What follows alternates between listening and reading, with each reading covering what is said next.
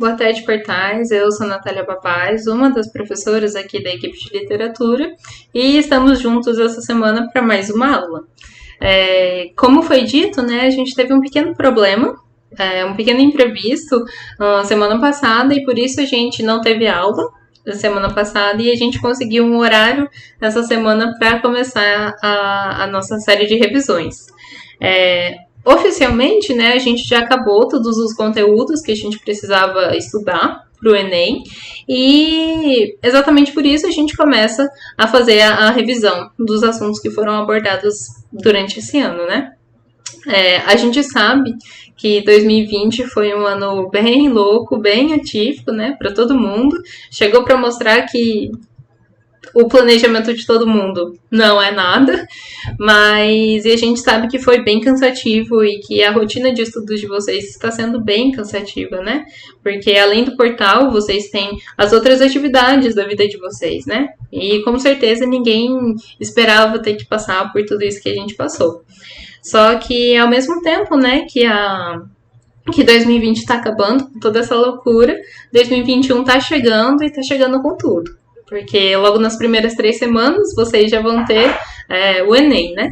Que é uma prova que vem sendo tão esperada e tão aguardada por todos vocês. E mesmo não sendo fácil, né? A gente queria agradecer e parabenizar vocês, né? Por continuarem aqui, mesmo aos trancos e barrancos, vocês continuaram aqui, enviando suas dúvidas, se dedicando aos estudos. A gente sabe que não foi fácil, mas a gente parabeniza vocês por isso e a gente agradece também a confiança que vocês depositaram na gente, tá certo? Então aí, nesses segundos finais, nessa reta final de preparação para o Enem, a gente vem ajudar vocês, né, com essa revisão. Em literatura, a gente tem uns 3, 4 séculos de história, né? É muita coisa que a gente tem que ver, e exatamente por isso seria quase impossível a gente tentar rever tudo em uma aula só. Exatamente por isso a equipe achou que seria uma boa ideia a gente dividir essa revisão em 2 partes. Então, nessa primeira parte de hoje, a gente vai estudar do quinhentismo até o simbolismo.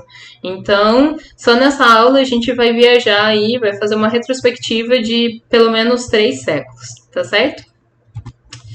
Começando então sobre o quinhentismo, a primeira coisa que é importante a gente falar sobre o quinhentismo é que o quinhentismo ele não pode ser considerado um movimento ou uma escola literária. Isso pela principal razão de que os autores dessa época, né, desse contexto histórico em específico, eles não estavam preocupados em fazer uma reflexão ou de o que era ser brasileiro ou de fazer uma reflexão de quais eram as condições do Brasil na época. Não. Ao contrário, né? Na verdade, eles apenas queriam informar a metrópole, né? Como que era a vida aqui no Brasil. Que naquele momento, né, no quinhentismo, né, no século XVI, nos anos 1500, foi bem o tempo do descobrimento do Brasil, né? Então, como era tudo novo, um ambiente novo, pessoas novas, né, os povos indígenas eram até então desconhecidos pelos portugueses, toda essa novidade devia ser informada, né? E é exatamente com esse objetivo que o quinhentismo ele se firmou. Mas mesmo não sendo, né, uma escola literária, o quinhentismo é um momento muito importante para as nossas letras e para a nossa história, né, enquanto país, enquanto nação. Porque o quinhentismo foi uma das primeiras manifestações literárias ou uma das primeiras manifestações escritas que a gente teve aqui no país. Mesmo que elas não tenham um cunho ou um objetivo literário, ainda assim é muito importante, porque foi o início da nossa história, por assim dizer, e foi nesse período que os primeiros registros históricos, que os primeiros documentos históricos foram escritos.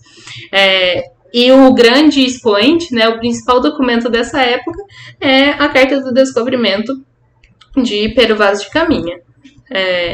Então, o quinhentismo, na verdade, vai ser um conjunto de textos e autores do período colonial que vão descrever para o rei de Portugal as condições que eram encontradas aqui.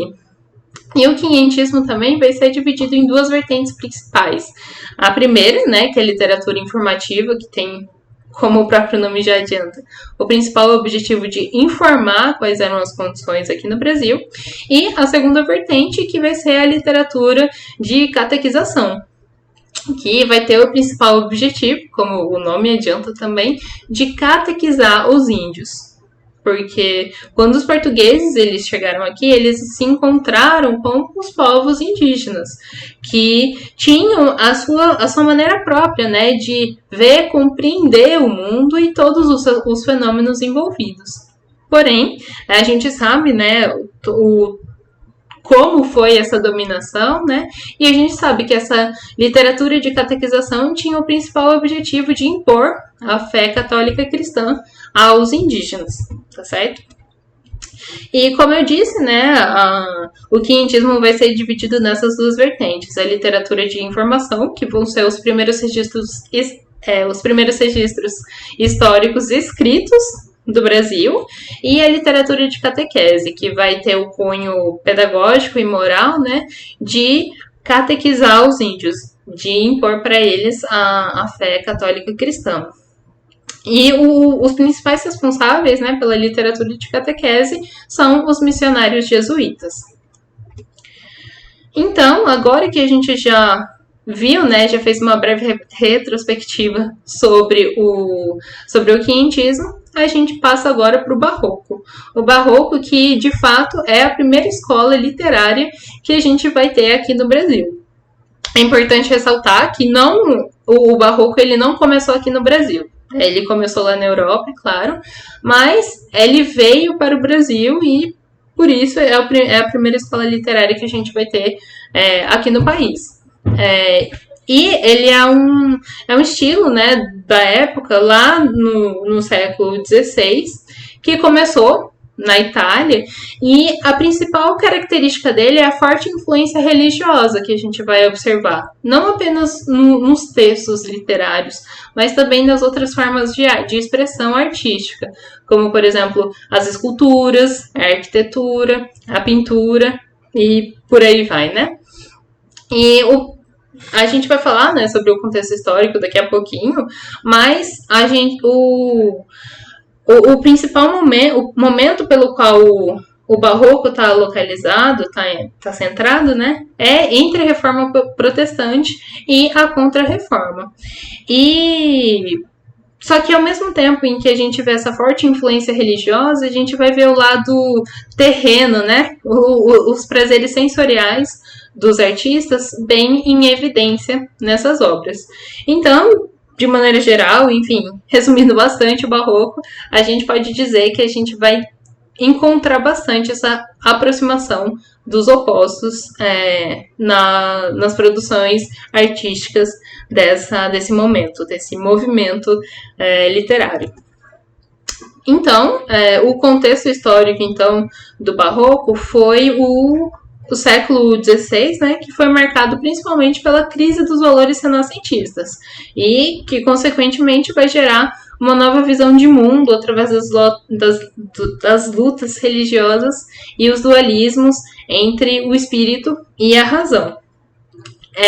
Esse dualismo vai ser principalmente por conta da reforma, né, da Reforma Protestante, que aconteceu em 1517, onde os dogmas da Igreja Católica vão ser contestados pelas pessoas, em especial, né, pelos líderes desses movimentos protestantes, e esses questionamentos vão levar a uma nova relação, a um novo relacionamento, a um novo entendimento do mundo. Então, consequentemente, Deus e os homens, eles vão estar um pouquinho brigados aí, porque os homens, eles não vão mais aceitar, por assim dizer, serem dominados tão facilmente pela Igreja Católica de uma maneira geral, né?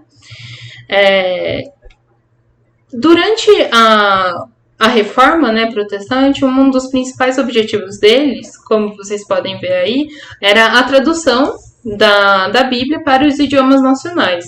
Esses idiomas nacionais são a especificação, né, é a divisão do latim, é a transformação do latim de acordo com a região em que eles estão inseridos. Então, nesse momento, a gente começa a ter a mudança o surgimento, vamos colocar assim, do italiano, do francês, do português. É lógico que essas línguas, elas não, elas também mudaram ao longo do tempo, né? Não é o francês, não é o italiano, não é o espanhol que a gente conhece hoje, mas foi o início dessas línguas, tá certo? Então, o latim deixa de ser a língua única do mundo, e essas outras línguas, de acordo com as suas regiões, vão aparecendo. E exatamente por isso, ao passo que cada povo, né, vai ter a sua língua específica, é lógico que eles vão querer traduzir a Bíblia, que na época era o livro mais importante, para o seu próprio idioma. Só que isso... A tradução da Bíblia para um novo idioma não é apenas a tradução de um livro qualquer, né? Isso implica numa nova interpretação das escrituras, que implica em uma nova forma de compreender e de entender os dogmas da igreja. E exatamente por isso, a igreja passa a ficar dividida e também enfraquecida com essas novas interpretações que apareceram dessas novas traduções. Só que é claro que a igreja era uma instituição muito poderosa naquela época, ainda é nos dias de hoje, mas na época ela era a instituição máxima, né, da sociedade. E é lógico que ela não vai querer perder o poder dela, nem a riqueza e nem os adeptos. Então, rapidamente, a Igreja Católica ela já formulou o que a gente chama de contra-reforma, que é exatamente uma série de medidas que foram tomadas para combater a expansão do protestantismo e recuperar os domínios perdidos. Domínios aqui vocês entendem, não apenas os adeptos, né, a religião, mas também o prestígio social e a riqueza que ela tinha desde antes da reforma começar. Então, a Europa, né, no século XVII, ela vai refletir a crise religiosa dessas duas reformas que aconteceram. Então, o homem ele vai se ver dividido em duas forças opostas, entre o antropocentrismo, no qual Deus é o centro de tudo, e o antropocentrismo, no qual o homem é o centro de tudo, é o responsável pelas suas ações, pelos seus desejos, e o teocentrismo, no qual Deus é quem controla as coisas e é Deus quem tem o poder, né, para fazer essas coisas. Então, ao mesmo tempo em que o homem daquela época ele vai querer ir para o céu, vai querer ser beneficiado pelas suas atitudes perante Deus, ele vai querer também aproveitar os desejos da carne, por assim dizer. Então ele vai querer se relacionar com as mulheres, enfim, se embriagar, enfim, todas essas coisas. Então vai ser um conflito muito grande que vai acontecer na cabeça das pessoas daquela época, e é esse conflito que a gente vai ver exposto nos textos do Barroco. E como algumas características principais do Barroco, a gente pode trazer, né, à tona essa questão da arte rebuscada e da valorização do detalhe. Esses são aspectos que a gente pode observar principalmente nas pinturas e nas esculturas e também na arquitetura barroca da época, cheia de detalhes, com balaustres bem altos. Só que na literatura a gente também consegue perceber essa questão do detalhe e da arte rebuscada através da linguagem que era utilizada. Então, os autores barrocos, eles se preocupavam muito com a linguagem e com a forma que os seus poemas e que os seus textos iam ser escritos. E também, né, nos textos, né, a gente consegue perceber o dualismo e as contradições que vão existir dentro da própria trama do texto. E como as principais temáticas vão ser a passagem do tempo, a questão da fugacidade, né? E também da salvação eterna do homem e do seu espírito ou da sua alma. E ainda mais no barroco literário, a gente vai observar também duas estratégias de convencimento, que são o cultismo e o conceptismo, que a gente vai ver mais para frente. Falando, né, enfocando já nos textos literários mesmo, na linguagem que era usada, a gente vai perceber principalmente a oposição à estética de equilíbrio e de harmonia do classicismo, né? Então, no barroco, como dito, a gente vai ter uma dualidade muito grande e a gente vai ver essa oposição, esses contrastes de uma maneira bem clara. Além disso, a linguagem ela vai retratar a inquietação e a inconformidade do homem e do seu conflito entre corpo e alma, razão e fé, gerando sempre, acabando sempre, né, no dualismo e na contradição. E isso não é uma coisa de graça, né? Como a gente já discutiu, essas são manifestações que a gente vê por causa do interior do homem, que já estava assim, né? Ele estava ali travando um combate bem complicado entre o celestial e o terreno, entre acreditar nele como força motriz da sua vida ou acreditar em Deus como força motriz da sua vida. Então, essa dualidade, essa oposição entre o sagrado e o profano, de fato, vai reger toda a produção literária do barroco. E aqui a gente vai falar, né, sobre essas duas estratégias que eram utilizadas pelos autores barrocos. O ocultismo é o jogo de palavras onde o autor ele vai usar de palavras rebuscadas para convencer ou, enfim, para tratar sobre o seu tema. Já no conceptismo, os autores eles iriam usar o jogo de ideias, no qual as palavras vão ser usadas para convencer, no qual as ideias, né, vão ser utilizadas pelo autor para convencer o leitor sobre as suas ideias, tá? Falando agora um pouquinho sobre os autores, aqui a gente trouxe apenas dois. O primeiro deles é Gregório de Matos, que vocês com certeza devem conhecer também como Boca de Inferno, que vai ser um representante máximo da poesia barroca brasileira. Ele foi um autor, né, de Salvador, que é um poeta nacional mesmo, e além da poesia satírica, né, da poesia erótica dele, ele também vai tratar bastante sobre a poesia religiosa, porque ele sempre vai trabalhar com temas religiosos, com temas cristãos. Então, ao mesmo tempo em que ele é conhecido como Boca de Inferno por ter uma língua muito ácida, né, por contestar e por atacar não apenas pessoas, mas também as convenções sociais da sua época e da sua cidade, ao mesmo tempo ele também vai escrever sobre temáticas religiosas. Mais uma vez, o barroco, a oposição do barroco se fazendo presente em Gregório de Matos e nos seus escritos.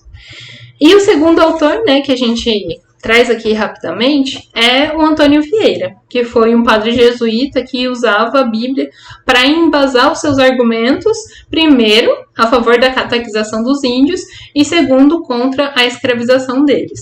Então, ele ficou famoso, né, pelos seus sermões, que eram favoráveis à catequização, porque, é claro, ele é um padre jesuíta, mas também chamava bastante atenção para a questão da escravização dos indígenas, tá certo? Agora que a gente acabou o barroco, a gente segue pro arcadismo, que é na sequência a outra escola literária que surgiu, que, enfim, foi trazida aqui para o Brasil. O arcadismo, né, além de arcadismo, a gente também conhece ele como setecentismo, já que ele aconteceu durante os anos 1700, ou também como neoclassicismo, já que é um movimento que vai retomar a estética clássica, né, a estética lá da Roma e da Grécia. E aqui no Brasil ele aconteceu a partir da segunda metade do século XVIII. E é interessante que o nome arcadismo, né, faz referência à Arcádia, que é uma região lá do sul da Grécia que, por sua vez, foi nomeada em referência ao semideus Arcas, que, na mitologia grega, é um filho de Zeus e de Calisto.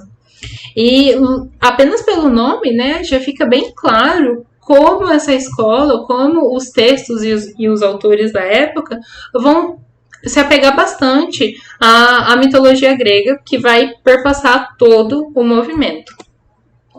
Então, né, falando um pouquinho sobre as características do arcadismo, a primeira coisa, como a gente já frisou bastante, vai ser essa revalorização da cultura clássica. A gente vai recuperar esse momento, né, da história e vai usar de novo como tema, como fio condutor dos textos que foram produzidos naquela época.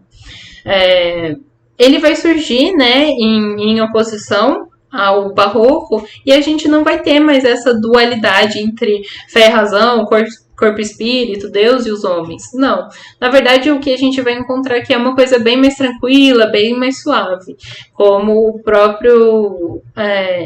enfim, como a gente pode ver aqui, o pastoralismo, o bucolismo, né,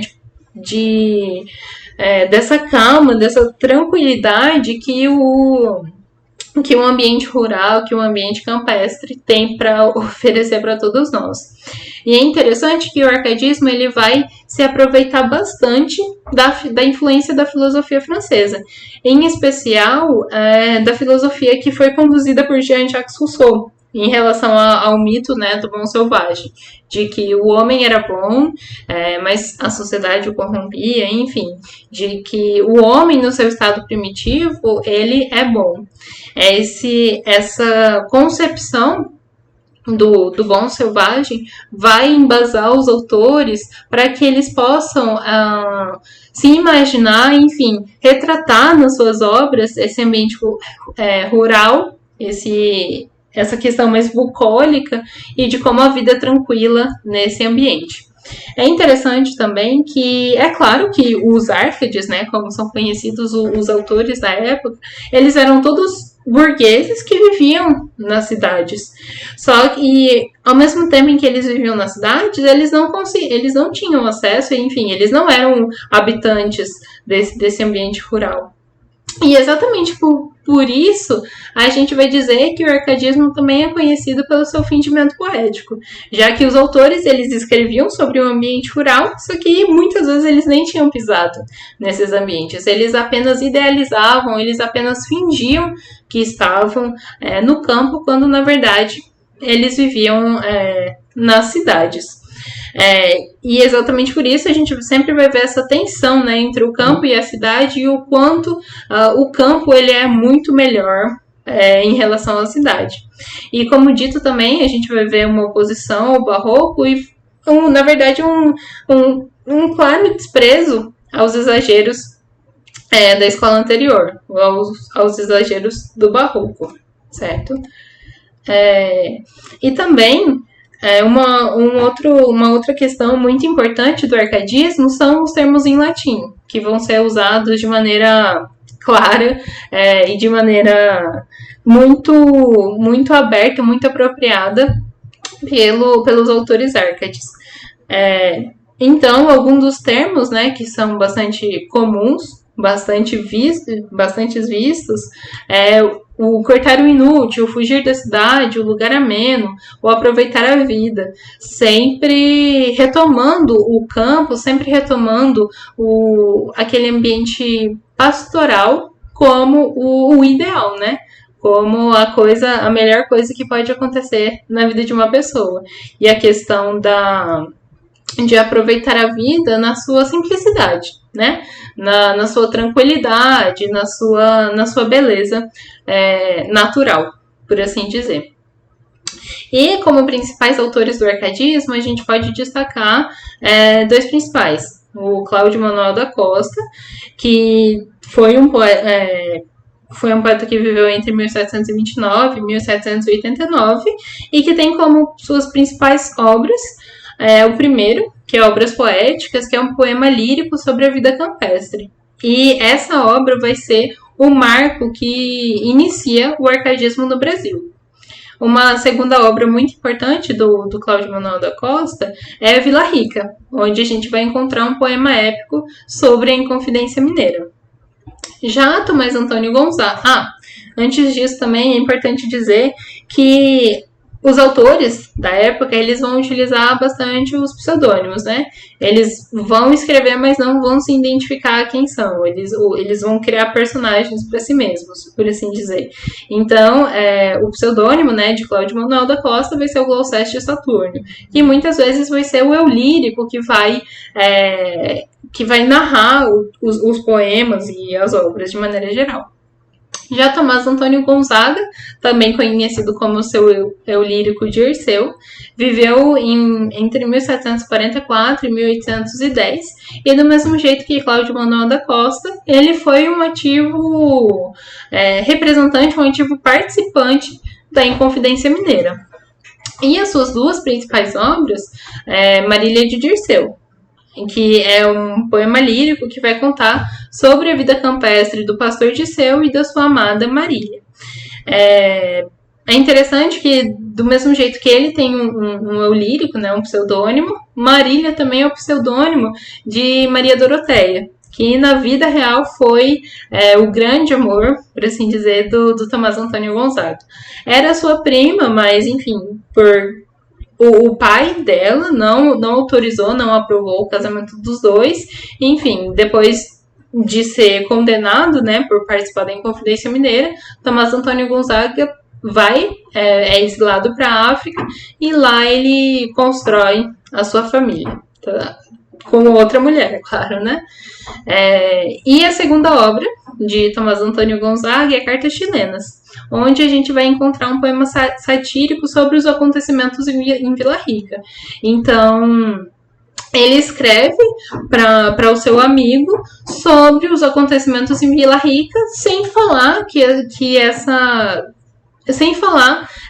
de fato é Vila Rica. Então, ele sempre vai usar outras palavras para descrever, não apenas as pessoas, como também os locais. Porque é claro que se ele fizesse uma crítica assim tão aberta, né, ao governo da época de Vila Rica, ele com certeza seria morto e não conseguiria escrever.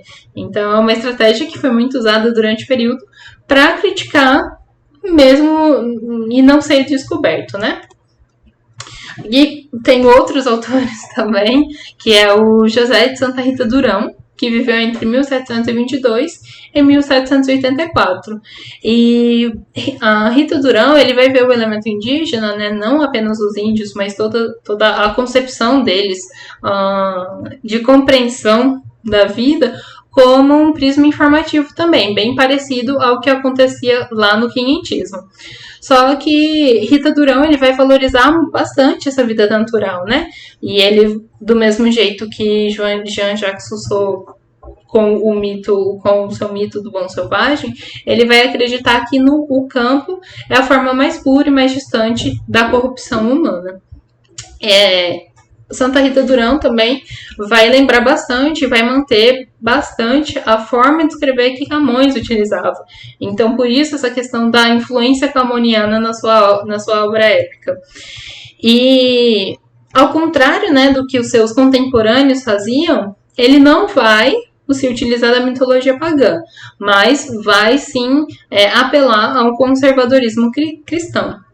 E a sua principal obra é Caramuru, no qual é um poema épico sobre o descobrimento da Bahia.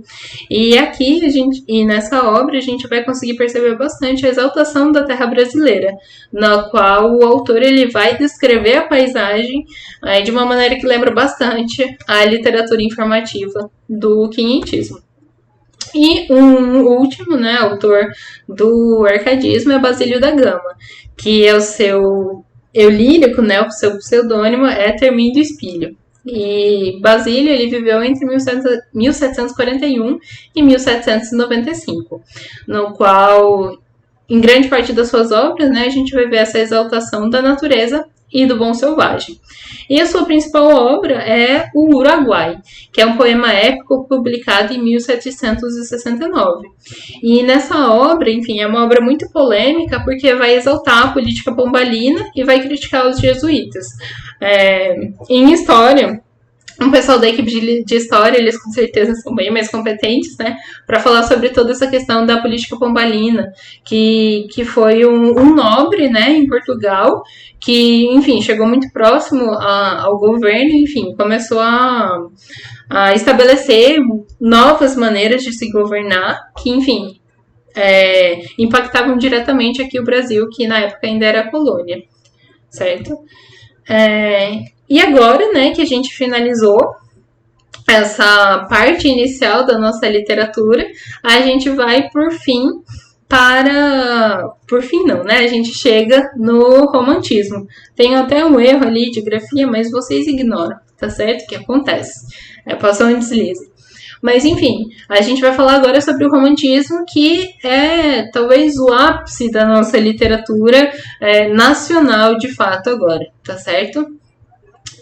Então, o romantismo, ele começou aqui no Brasil com a publicação do livro Suspiros Poéticos e Saudades, de Gonçalves de Magalhães, em 1836.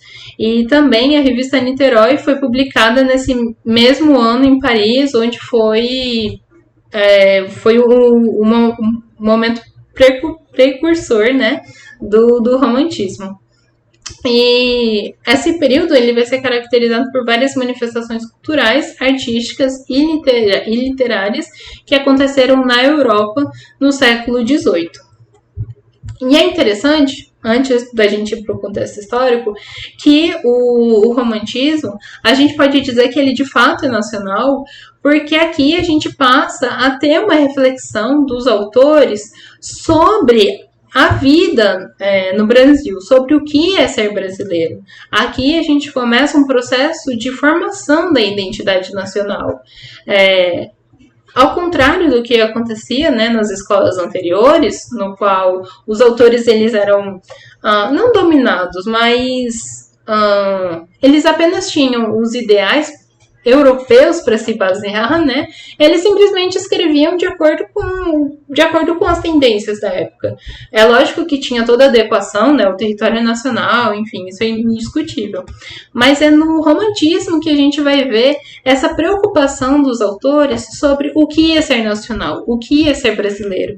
Então é no romantismo que começa essa preocupação com a identidade nacional, tá certo? Que é uma questão que a gente não vê discutida ou abordada nas outras escolas, nos outros momentos.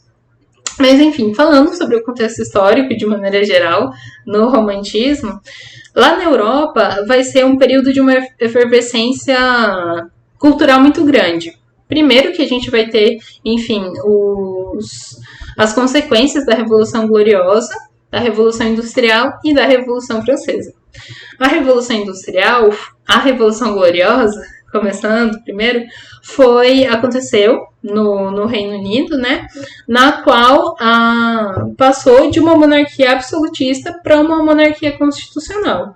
E isso implica numa mudança, né, de sociedade, de modo de enxergar as coisas muito diferente. Porque, ao passo que nas monarquias absolutistas o rei ele era visto como um representante de Deus na Terra, já nas monarquias constitucionais, o rei ele passa a ter o seu poder limitado por uma Constituição, que, mesmo que essa Constituição fosse feita pelos nobres, né, pelos ricos da época, ainda assim era o povo, eram as pessoas controlando as pessoas, e não Deus controlando as pessoas. E isso gera uma série de consequências, enfim, muito grandes, né? Já a Revolução Industrial, que a primeira fase aconteceu em 1750, vai alterar o modo de produção da sociedade. E com esse modo de produção, né, a gente tem um modo de relacionamento entre as pessoas muito diferentes. Então é a partir daqui que a gente vai ver o êxodo rural acontecendo muito grande. Então as pessoas saem do campo, né, para as cidades em busca de trabalhos nas fábricas que começam a surgir naquela época, enfim, e todas essas outras consequências que a gente que começaram, né, em 1750, mas a gente vê até nos dias de hoje a marginalização das pessoas, as péssimas condições de trabalho, né, que existiam naquela época, enfim, tantas outras coisas. Já a Revolução Francesa, que aconteceu em 1789, foi uma verdadeira turbulência na sociedade da época que influenciou todo mundo até então conhecido, né? Então, os ideais de igualdade, liberdade, fraternidade foram o motivo para que muita coisa fosse revista, né? Com a Revolução Francesa, a gente teve a primeira Declaração Universal dos Direitos Humanos, no qual, enfim, a dignidade humana começou a ser pensada de uma outra maneira, certo?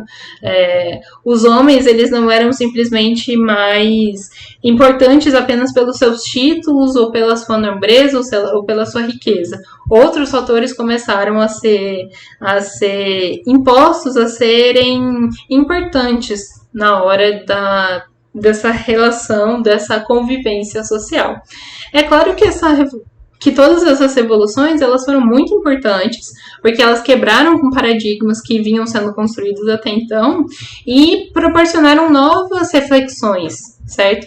Mas é lógico que a gente sempre está tendo que mudar e que, por exemplo, o homem da Revolução Francesa era um homem que sabia ler e que tinha pelo menos algum tipo de posse, o que... Então, nessas condições, né, na condição em que a França estava, o homem era apenas 20%, né? O documento da Revolução Francesa deixou de fora crianças, mulheres, idosos, certo? Então, de fato, são questionamentos que foram levantados por essas e outras revoluções. Os questionamentos levantados foram muito importantes, é claro, mas a gente sempre precisa rever, né, e olhar com um olhar crítico para esses momentos, tá certo? Eles tiveram a sua importância, isso é inegável, mas a gente sempre tem que saber do ponto em que eles partiram até onde eles chegaram, tá certo? Enfim, falando do contexto histórico, já aqui no Brasil, a gente vai ter a vinda da família real para o Brasil em 1808. E exatamente por conta disso, o Brasil deixa de ser colônia e passa a ser um reino adjunto a Portugal em 1816. A vinda da família real para o Brasil aqui foi um momento muito importante para a nossa história. Porque, pensa só, a gente deixa de ser uma colônia, que é apenas explorada, para ser o local de morada da família real. E isso gera uma série de consequências para a nossa sociedade. Porque o Rio de Janeiro, né, que era a capital da época e que recebeu a família real, precisou passar por uma série de adequações. E também a sociedade ela mudou totalmente. Porque antes, né, os portos eles eram fechados para o comércio com outras nações. O Brasil ele só podia comercializar com Portugal. Mas com a vinda da família real para cá, teve a abertura dos portos para as nações amigas.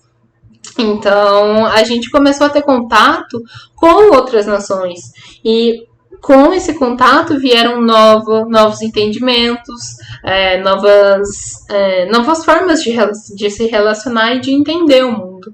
Então, a gente teve um crescimento muito grande nessa época, porque a gente teve a possibilidade de aprender com outras culturas, tá certo? E também as próprias condições físicas aqui do Brasil, do Rio de Janeiro na época, tiveram que ser modificadas para atender ao grau de exigência da família real. Com isso, a gente começou a ter uma preocupação muito grande com jornais, com livros, com a impressão desses itens. Coisas que até então a gente simplesmente comprava de outros países. A gente não produzia livros, a gente não produzia jornais. Com a vinda da família real, tudo isso mudou. E as consequências foram tão drásticas, tão grandes, que o próprio Brasil passou a ser independente em 1822. Então, como a gente já discutiu até agora, né, no século XIX, a gente teve uma série de revoluções, uma série de mudanças que alteraram para sempre, né, o modo como as coisas como elas eram vistas e compreendidas pelas pessoas. E, consequentemente, os autores da época começaram a questionar e começaram a registrar como as coisas elas eram, como elas vinham acontecendo. E é graças a esses registros, que hoje em dia a gente tem o romantismo, certo? Então, de maneira geral, né, falando sobre o romantismo, a gente pode trazer algumas características. É claro que vocês sabem, né, que o romantismo ele teve três momentos, né? Mas, de maneira geral, a gente consegue encontrar aspectos gerais a todas elas, aspectos comuns a todas elas. A primeira é a idealização do índio, no qual o índio passa a ser o herói, o protagonista dos romances. Também o nacionalismo vai ser um aspecto muito importante durante o romantismo, já que vai ter a valorização daquilo que é legítimo da sua terra, a exaltação da pátria. E isso é muito importante porque, como eu disse, durante o romantismo a gente vai ter uma preocupação com a identidade nacional, com o que é ser brasileiro, o que significa ser brasileiro. E a idealização do índio e o nacionalismo vão ajudar bastante para a concepção do brasileiro daquela época, tá certo? E é interessante aqui citar que nacionalismo é diferente de ufanismo, tá certo? Nacionalismo é quando a gente valoriza e gosta daquilo que é nosso, do que é da nossa terra.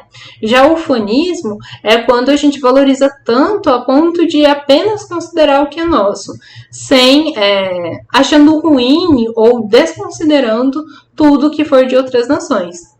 Então, no romantismo, a gente sim se preocupou com o que era nacional, mas é claro que a gente também aproveitou bastante as tendências e os aspectos que eram estrangeiros.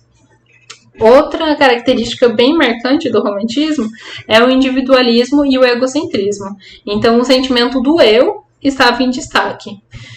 Além disso, o saudosismo e o escapismo foram bem evidentes, né, nas produções da época por conta do desejo e da vontade de fugir da realidade e da possibilidade de se perder em sonhos, delírios e fantasias. O erotismo e a sensualidade também foram coisas que foram bem trabalhadas, principalmente na segunda geração romântica, na qual a mulher era vista como um ser perfeito e intocável, certo? E outra coisa também foi a crítica social, no qual na terceira geração a gente vai ver alguns textos mais realistas e mais engajados em temáticas sociais que eram importantes para a época.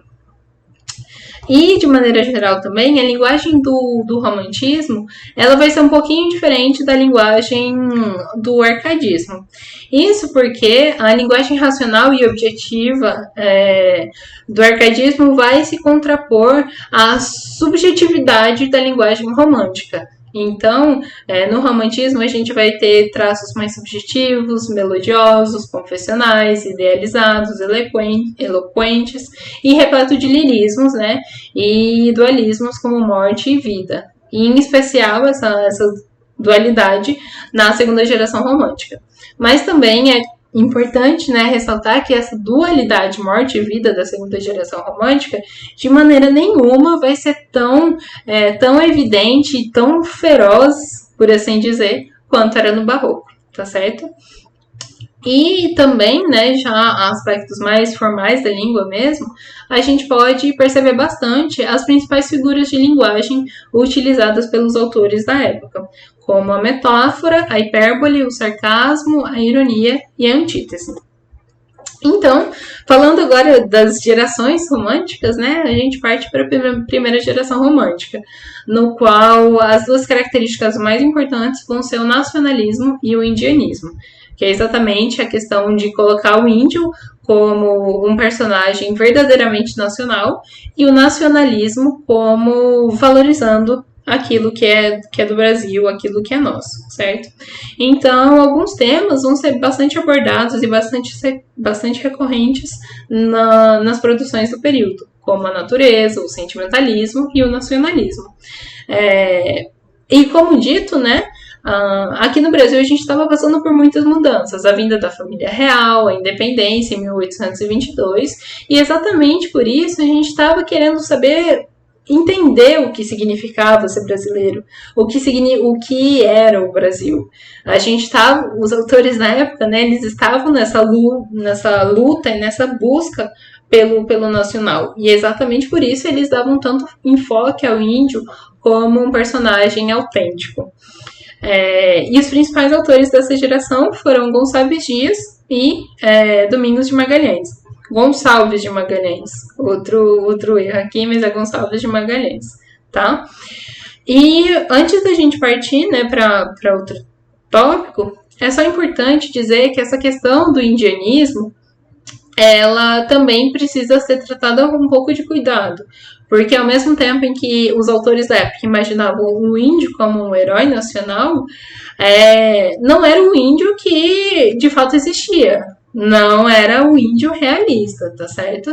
Ele era um índio idealizado de acordo com o imaginário europeu.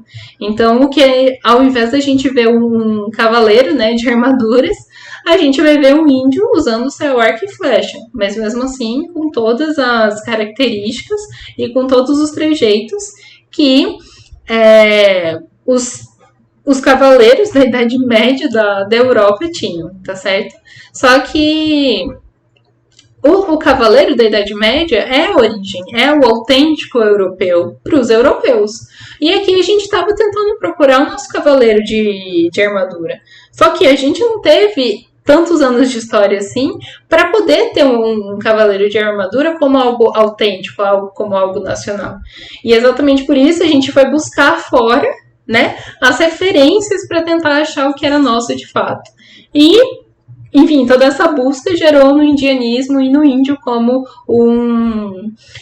como algo autêntico, como algo nacional, ainda que de maneira idealizada. Já na segunda geração romântica, a gente também vai conhecer ela como mal do século ou geração ultra-romântica, já que ela foi profundamente influenciada pelo poeta inglês George Gordon Byron, né? Ou Lord Byron, como ele é mais conhecido. E exatamente por conta da sua grande influência que ele teve nos autores da época, a geração também pode ser chamada de geração byroniana, certo? E os textos dessa época vão ser marcados por aspectos negativos. E os temas, né, mais trabalhados vão ser o egocentrismo, o negativismo, o pessimismo, dúvida, desilusão, boemia, exaltação da morte e fuga da realidade. Então aqui vai ser a geração no qual se o autor ele não ficasse, né, com a amada, ele com certeza iria morrer, com certeza ele iria desfalecer. Aqui a gente vai se voltar para o interior do eu, a gente vai ter produções muito mais subjetivas e muito mais sentimentalistas por causa disso. Porque, enfim, todos esses temas eram muito recorrentes. E é interessante também que essa questão do mal do século, não apenas, ela também tem a sua causa, né, por conta das condições da época. Porque nessa época da segunda geração, muitas pessoas morriam muito e muito cedo por conta da tuberculose. Então, os autores, eles pensavam, se eu vou morrer cedo, se eu vou morrer jovem, então eu vou aproveitar a vida que eu tenho até lá, né? E, enfim, essa boemia era a maneira que eles encaravam como o aproveitar a vida. E os principais autores dessa geração foram Álvares de Azevedo, Casimiro de Abreu e Fagundes Varela. Por fim, a terceira geração romântica também é chamada de geração condoreira. E isso porque condoreira remete ao condor, que é uma águia lá da Cordilheira dos Andes que no seu voo consegue chegar a altitudes impressionantes. E essa ave, ela foi tomada como um símbolo, né, pelos autores dessa geração, porque eles associavam o alto voo da ave com a liberdade. Então, os autores da época, eles eram caracterizados pela sua busca pela liberdade. e, consequentemente, as produções da época eram caracterizadas como uma poesia libertária e social, bem próxima a temas sociais que eram relevantes e que eram discutidos na época, como, por exemplo, a abolição da escravidão. E nessa geração a gente vai ver, vai ter como principal expoente, como principal destaque, né, Castro Alves, que, enfim, foi um autor que teve uma vasta produção e que se consagrou pelas suas produções que iam contra a escravidão, tá certo? E uma dessas produções foi o poema Navio Negreiro, além, é claro, de várias outras, como a Cachoeira de Paulo Afonso, no qual a gente tem, talvez pela primeira vez na nossa literatura, a menção ao suicídio de um escravo como forma de resistência, para ele não ser pego, tá certo? Então aqui a gente finaliza essa primeira parte da nossa revisão. Acabamos então no romantismo, no caso.